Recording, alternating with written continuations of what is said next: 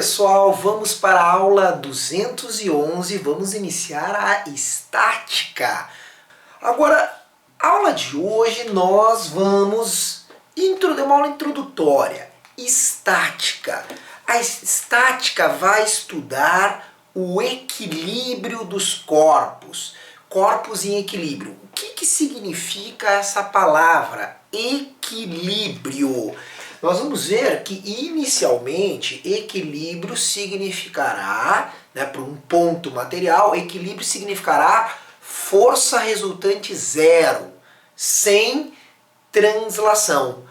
Contudo, nós vamos ver que um corpo extenso poderá ter rotação, e não ter translação, ou ter translação e não ter rotação. Então nós vamos ver nessas aulas de estática que na verdade são duas condições de equilíbrio. É a condição da força resultante zero, mas a condição de momento ou torque resultante zero.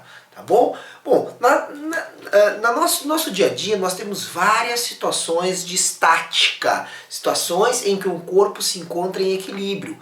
Por exemplo, um prédio ele tem que estar estático, tem que estar em equilíbrio. Se ocorrer algum problema na estrutura do prédio, e Deus o livre cair um prédio, ele sairia da situação de estática. Ou um equilibrista, já viram um equilibrista? Ele fica paradinho, o pessoal agora mais modernamente de slackline, eu já me aventurei em slackline, não mostro as fotos aqui para não passar vergonha, mas uma condição de equilíbrio, tu tem que ficar estático. Na verdade, no slackline a pessoa ela se mexe um pouco, mas na verdade ela não cai, ela fica equilibrada, só para dar uma ideia do que se trata aí a estática. Nós vamos na aula de hoje, além de dar essa introdução, porque a estática ela é uma parte da mecânica. A mecânica tem a cinemática, tem a dinâmica que estuda a parte de energia e trabalho, de impulso, quantidade de movimento, e nós temos tem a gravitação, mas a mecânica também tem a estática, estudo dos corpos em equilíbrio. Nós vamos diferenciar aqui ponto material e corpo extenso. O que é um ponto material? Um ponto material. Um ponto material é quando eu represento todas as forças de um corpo em um único ponto. Esse corpo chamado de ponto material, um ponto de matéria, ou seja, toda a matéria está num ponto. Não há uma distribuição de massa em vários locais.